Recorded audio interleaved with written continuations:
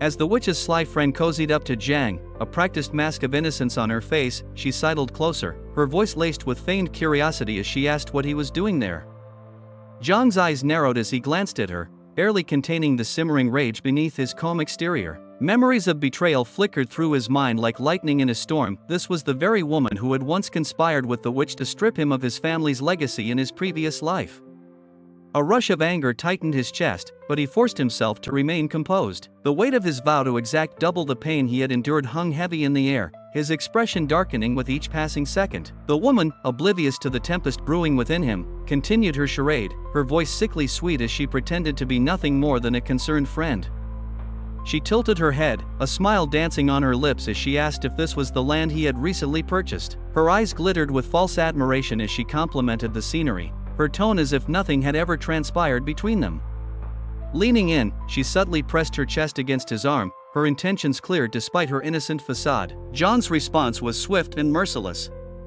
He abruptly shoved her aside, his voice cold and unyielding as he told her that his plans were none of her business. The suddenness of his rejection left her reeling. She stumbled back, shock written across her features as she tried to process what had just happened. This was not the Jiang she remembered. Gone was the boy who would have blushed just from holding her hand, replaced by a man who pushed her away without a second thought. Confusion and frustration warred within her as she attempted to regain control, batting her lashes and lowering her voice into a seductive purr. But Jiang was unmoved, his eyes hard as stone as he turned his back on her. Ignoring her entirely, he walked purposefully towards the construction workers who were busy at the site, barking orders to widen the gates. His voice carried the authority of someone who was used to being in charge, and the workers scrambled to comply, sensing the shift in his demeanor. Behind him, the witch's friend watched in disbelief, her carefully laid plans crumbling before her eyes. She had seen Jiang as an easy target, especially after his breakup with Cui Juing. With him emotionally vulnerable, she had hoped to manipulate him into giving her access to this valuable land, but now, that possibility seemed to be slipping away. Her hands clenched into fists at her sides as she desperately tried to think of another way to turn the situation in her favor. But Jiang didn't spare her another glance as he walked away, his mind already focused on the challenges ahead. Later, back at his home, Jiang sat on his worn leather couch, a mountain of documents spread out before him. He leaned forward, poring over the papers that detailed the plans for his newly acquired land. The numbers swam before his eyes, and he muttered to himself, frustration creeping into his voice. Mortgaging his house had only netted him $3 million, far short of what he needed for the first phase of construction. The financial strain was immense, and the knowledge that he was essentially broke weighed heavily on his shoulders. But Jiang was nothing if not resourceful. With the apocalypse looming on the horizon, he knew conventional rules no longer applied. Selling the house multiple times wouldn't be an issue, given the chaos that was about to descend upon the world, and that's exactly what he planned to do. A sudden, insistent pounding on the door jolted him from his thoughts, followed by a familiar, grating voice demanding entry. Sighing deeply, Jiang recognized the voice of his meddlesome neighbor, Grandpa Li. The old man owned the first 2 floors of Jiang's building and had been a constant thorn in his side, always looking for an opportunity to buy Jiang's 3rd-floor apartment. But Jiang had steadfastly refused, as that floor had been intended as his marital home, a dream now shattered. As he trudged to the door, Jiang couldn't help but curse under his breath, recalling the old man's relentless antics, vandalizing the building, dumping trash in the stairwell, and even leaving ominous funeral wreaths at his door as a twisted form of intimidation. Jiang yanked open the door, his face a mask of irritation. Grandpa Li stood there, his gnarled finger pointed accusingly as he launched into a tirade, accusing Jiang of being out clubbing the previous night. The accusation was absurd, and Jiang snapped back, his patience wearing thin. He denied the old man's claims with a sharp retort, telling him to stop spreading baseless rumors and to mind his own business. But as the words left his mouth, an idea sparked in Jiang's mind, an idea that could solve his financial woes. "Old man," Jiang began, his tone suddenly calm and calculating, "how about I sell you the house?" The question caught Grandpa Li off guard. His eyes widened in surprise, and he hesitated, the gears in his mind turning as he tried to gauge whether Jiang was serious. Jiang, looking down at the old man with disdain, confirmed that he was indeed serious, but with one condition: Jiang would stay in the house for 6 more months, and Li would have to pay $5 million up front. This sum would allow Jiang to clear the loan on his new property and move forward with his plans. Li's eyes narrowed as he attempted to negotiate, his miserly nature getting the better of him. But Jiang, already tired of the conversation, began closing the door, tellingly to forget it if he wasn't interested. Panicked, the old man quickly wedged his foot in the door, nervously agreeing to the terms. His eagerness to finally get his hands on the third floor outweighed his reservations, and he insisted they sign a contract to make the deal official. Jiang, though irritated by the man's persistence, agreed, knowing that with the apocalypse imminent, he had just conned the old fool out of his money. As he shut the door behind him, Jiang let out a long, exasperated sigh, muttering a curse under his breath directed at Grandpa Li.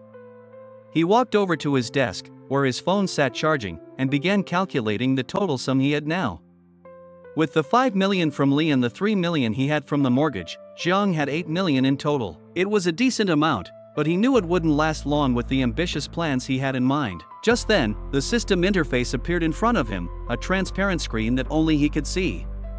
It indicated that he had completed the first task of acquiring land, and a notification flashed, allowing him to claim his reward. Jiang's lips curled into a satisfied smile as he accepted the reward, feeling a sense of accomplishment wash over him.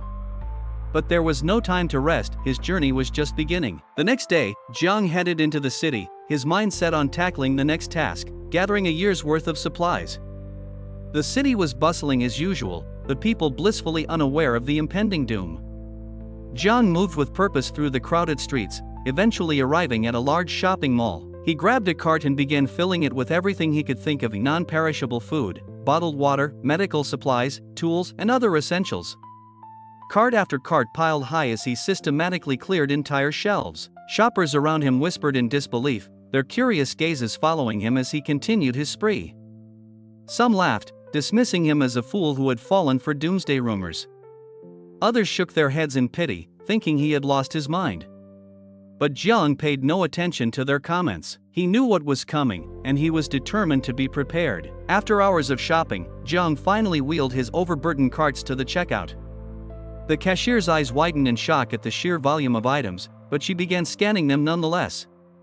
Jiang stood by, unfazed, as the total climbed higher and higher. When the cashier handed him the payment terminal, Jiang swiped his card with a confident smile, completing the transaction without a hitch. The onlookers were left gaping, their earlier scorn turning to astonishment. As Jiang turned to leave, a loud, authoritative voice called out from behind him. He turned to see a man flanked by several store guards approaching him. The man was scruffy, with a perpetual sneer on his face, and he wore a manager's badge that identified him as Yang Tao. Jiang immediately recognized him. Yang had been a classmate of his in high school, and a notorious lackey of the school bully, Zhang Xingjia. Yang had always been the type to pick on the weak and suck up to the strong, and it seemed that not much had changed. Yang's sneer widened as he demanded to know who was causing trouble in his store. He approached Jiang, puffing out his chest as if trying to assert his authority. Jiang couldn't help but roll his eyes at the display. It was pathetic, really, to see Yang trying to play the tough guy when he had been nothing more than a cowardly sidekick in school. Well, if it isn't Yang Tao, Jiang said, his voice dripping with sarcasm. Still bullying the weak while groveling before the powerful, I see. Yang bristled at the insult, but before he could respond, Jiang cut him off. He calmly informed Yang that he was there to buy the items, and if this was how Warenfa treated its customers, it was no wonder the store was struggling. Yang's face flushed with anger, but he hesitated. His bravado faltered as he looked at the sheer amount of goods Jiang had purchased. He wasn't used to being challenged, especially not by someone who had once been at the bottom of the social ladder. But something about Jiang's confidence, the way he seemed utterly unbothered by the situation, gave Yang pause. You think you can just waltz in here and buy out half the store? Yang finally spat, his voice shaky with indignation. You'll pay for this right now, or you'll face the consequences. Unfazed, Jiang simply smirked, his eyes cold. You seem to be under the impression that I'm bluffing. I assure you, I'm not. He pointed at the stack of receipts. The transaction's already done. Now, if you're finished wasting my time, I'd suggest you move aside. Yang was taken aback. He glanced over at the cashier, who nodded nervously, confirming that Jiang had indeed paid for everything. His mind raced, trying to salvage the situation, but before he could come up with a response, Jiang's voice cut through the tension like a knife. And another thing, Jiang added, his tone dropping to a menacing low. You owe me an apology for your rudeness. If you don't, I'll return everything I just bought, and I'm sure your superiors would love to hear about how you treated a customer who spent millions in your store. Yang's eyes widened in shock. The other customers, who had been quietly observing the exchange, began to murmur among themselves. Some of them even took out their phones, ready to record the scene. Zhang's threat wasn't just empty words, he was fully prepared to follow through, and the last thing Yang needed was to become infamous online for mistreating a high-paying customer. One of the onlookers, emboldened by Zhang's stance, called out, "Yeah, apologize. Or we'll make sure everyone knows what kind of manager you are." The pressure was too much. Yang swallowed his pride, his face burning with humiliation as he reluctantly bowed his head. I apologize for my behavior," he muttered through gritted teeth. Zhang didn't let him off the hook that easily. "Louder, so everyone can hear it." Yang's hands trembled with anger, but he complied. "I apologize for my behavior," he said, louder this time, his voice echoing through the store. Satisfied, Zhang gave a curt nod. "Good. Now, don't let it happen again." He patted Yang condescendingly on the head, like one might a disobedient dog. "And remember, it doesn't pay to be reckless." As Yang seethed in silent fury, Zhang casually began to walk away, but then paused, as if remembering something. "By the way, what's your name again?" he asked, his tone now disarmingly pleasant. "Yang." "Yang Tao," the manager stammered, still thrown off balance. Zhang nodded, feigning interest. "Yang Tao, that's right. You're still hanging around with that old bully Xingzhe, aren't you? How nostalgic. I suppose you never did outgrow that, did you?" The subtle dig made Yang flinch, but Zhang continued before he could respond. "Speaking of Xingzhe, I'm planning a big venture, something you might find interesting. This store's inventory won't be enough for what I have in mind. Do you happen to know a good wholesaler?" Yang, sensing a potential opportunity to redeem himself, immediately latched onto the idea. "Actually, I do," he said quickly. "Zhang Xingzhe, he's in the wholesale business now. I could arrange a meeting for you, if you'd like." Zhang pretended to consider it for a moment, then nodded. "Fine. Give him a call. Tell him I'm interested in a large-scale purchase. And let him know it's Zhang, from high school." Yang's relief was palpable as he eagerly made the call, boasting to Xingzhe about having found a lucrative client. Zhang, meanwhile, couldn't help but feel a twinge of disappointment at how little Yang had changed. Even after all these years, he was still Xingzhe's lackey, blindly following orders and groveling for approval. Later that afternoon, Zhang and Yang arrived at a large, somewhat rundown warehouse on the outskirts of the city.